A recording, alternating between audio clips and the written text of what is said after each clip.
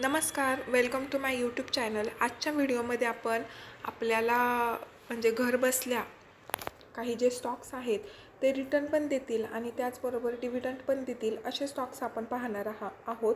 तर सगळ्यात पहिलं आपण जे चांगले डिव्हिडंड पेइंग स्टॉक्स आहेत ते या व्हिडिओमध्ये बघणार आहोत आणि पी एस यू सेक्टर म्हणजे सरकारी ज्या कंपन्या असतात त्याच्यातून हे स्टॉक जे आहेत ते जास्त असतात, जे आपल्याला 4% मिनिमम डिव्हिडंड यील्ड देतात आणि त्याचबरोबर चांगला रिटर्नही देतात आणि जवळजवळ 80% रिटर्न त्यांनी दिलेला आहे जवळपास। तर असे काही स्टॉक आपण पाहू। त्या अगोदर आपल्याला काही ज्या टर्म्स असतात किंवा काही जे शब्द असतात त्यांचे अर्थ माहिती असणं गरजेचं असतं। तर नमस्कार, मी प्रियांका आपल्या यूट्यूब चॅनलवर तुमचं स्वागत करते। व्हिडिओ आवडला तर प्लीज लाईक करा, शेअर करा, कमेंट करा आणि चॅनलला तुम्ही प्लीज सबस्क्राईब करा।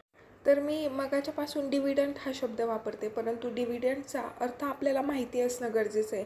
तर डिव्हिडंड म्हणजे काय? डिव्हिडंड म्हणजे it is basically profit sharing, म्हणजे कंपनीला जो प्रॉफिट झालेला असतो त्याचा काही भाग हा तो आपल्या शेअर होल्डर्सला देतो आणि त्यासाठी कंपनीने एक ठराविक टाईम स्पॅन दिलेला असतो, 1 वर्षाचा, 2 वर्षाचा। म्हणजे समजा 2023-24मध्ये जर बघितलं तर समजा एखादा स्टॉक आहे कोल इंडिया, तर कोल इंडियाने असं सांगितलेलं असतं त्यांच्या याच्यावरती की 2024च्या फेब्रुवारी महिन्यामध्ये डिव्हिडंड तुम्हाला दिला जाणार आहे।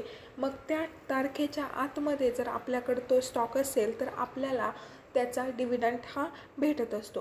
म्हणजे डिव्हिडंड म्हणजे काय की कंपनीला जो प्रॉफिट झाला आहे त्याचा काही भाग तो त्याच्या शेअर होल्डर्सला देतो, त्याला आपण डिव्हिडंड म्हणतो। त्याचबरोबर दुसरी संकल्पना ती म्हणजे डिव्हिडंड यील्ड। तर डिव्हिडंड यील्ड काय असतं? तर dividend yield is equal to total dividend declare divided by current market price of that stock into 100। म्हणजे जर तुम्हाला 20 रुपये डिव्हिडंड डिक्लेअर केला आहे आणि जर त्या स्टॉकची किंमत 100 रुपये आहे तर 20 भागिले 100 गुणिले 100 बरोबर 20%, म्हणजे तुमची डिव्हिडंड यील्ड किती येते इथं? 20%।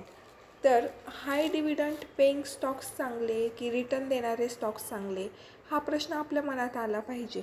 म्हणजे फक्त जर कंपनी डिव्हिडंड तुम्हाला खूप चांगला देते आहे परंतु त्याची ग्रोथ ही निगेटिव्हमध्ये असेल तर तो स्टॉक तुम्हाला तुमचं कॅपिटल लूज करण्यामध्ये मदत करत असतो, म्हणजे तिथं तुम्ही लॉसमध्ये असता। म्हणजे आता समजा बघा, एखादा स्टॉक आहे वेदांता घेऊ।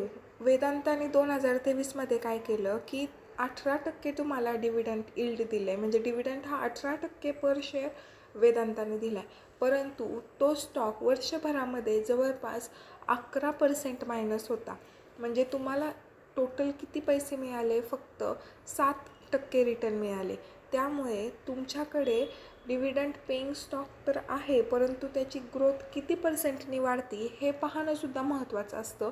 त्याच्यामुळे आजच्या आपण व्हिडिओमध्ये बघू की ग्रोथ पण चांगली आहे आणि डिव्हिडंड पण चांगला देतो आहे असे। कदाचित तुम्हाला माहीत नसेल की डिव्हिडंड इन्कम जी आहे ना ती टॅक्स पेएबल आहे, म्हणजे आपण ज्या टॅक्स स्लॅबमध्ये येतो त्यानुसार आपल्याला त्या डिव्हिडंडवर आपल्याला टॅक्स भरावा लागतो। परंतु लाँग टर्म इन्व्हेस्टमेंट जी आहे ना त्याच्यामध्ये फक्त 10% टॅक्स आहे। त्यामुळे ही संकल्पना पण आपल्याला माहिती पाहिजे की फक्त डिव्हिडंड आहे म्हणून तो स्टॉक घेणं कितपत योग्य आहे। तर चला आपण काही स्टॉक बघूयात की जे आपल्याला चांगला डिव्हिडंड पण देत आहेत आणि रिटर्न पण देत आहेत। आता आपण जे स्टॉक बघणार आहेत ना त्याच्यामध्ये तुम्हाला डिव्हिडंड जास्त दिलेला आहे परंतु जी ग्रोथ आहे ना ती ॲव्हरेज आहे, म्हणजे चांगली ग्रोथ आहे पण डिव्हिडंड त्याच्यापेक्षा जास्त आहे। सगळ्यात पहिला कोणता आहे? BPCL।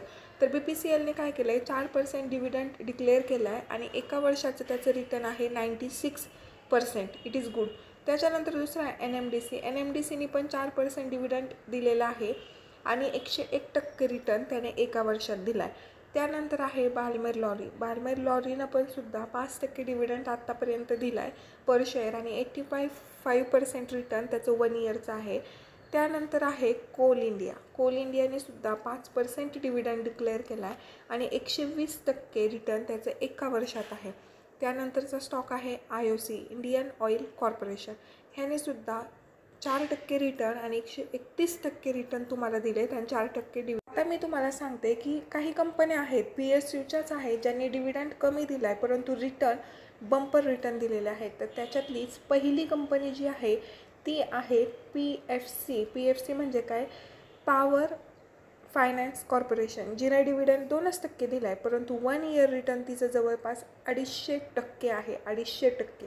दुसरी आहे REC. RECमध्ये काय आहे की तुम्हाला 2% डिव्हिडंड त्या कंपनीनं दिला आहे पर शेअर, परंतु रिटर्न जे आहे ना जवळजवळ 308% रिटर्न तिनं एका वर्षात दिलेला आहे.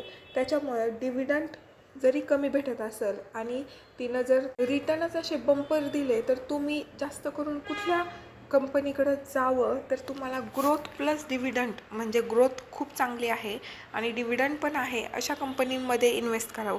जर तुम्हाला दरमहा 10,000 रुपये पर महिना पाहिजे असेल, तर जवळपास तुम्हाला म्हणजे आता कोल इंडियाचं जर उदाहरण दिलं तर त्यांनी 5% डिव्हिडंड पर इयर दिला आहे, तर तुम्हाला जवळपास 24 लाख इतकी गुंतवणूक करावी लागेल. कारण आपण जो फॉर्म्युला बघितला डिव्हिडंडचा, त्यानुसार जर तुम्ही प्राईस काढली तर जवळपास 24 लाख गुंतवावी लागतील. परंतु 24 लाख प्रत्येकाकडे आहेतच का, नाही. त्यामुळे आपल्याकडे जेवढे पैसे आहेत त्यातून तुम्ही टाकणं आणि आपला पोर्टफोलिओ बनवणं हे महत्त्वाचं आहे. तर आजच्या ह्या व्हिडिओमधून आपल्याला एवढं तर कळलं की फक्त डिव्हिडंडच्या मागे पळून आपला पोर्टफोलिओ वाढत नसतो, तर ग्रोथ देणारे स्टॉक पण तुमच्याकडे पाहिजेत. म्हणजे डिव्हिडंड पण आहे, ग्रोथ पण आहे आणि असे स्टॉक तुम्हाला PSU सेक्टरमध्ये खूप चांगल्या पद्धतीने भेटतात. आणि 2023 हे PSUसाठी गोल्डन सेक्टर होतं. जवळपास 200-250 म्हणजे 100%च्या वरतीच तुम्हाला त्या स्टॉकने रिटर्न दिलेला आहे.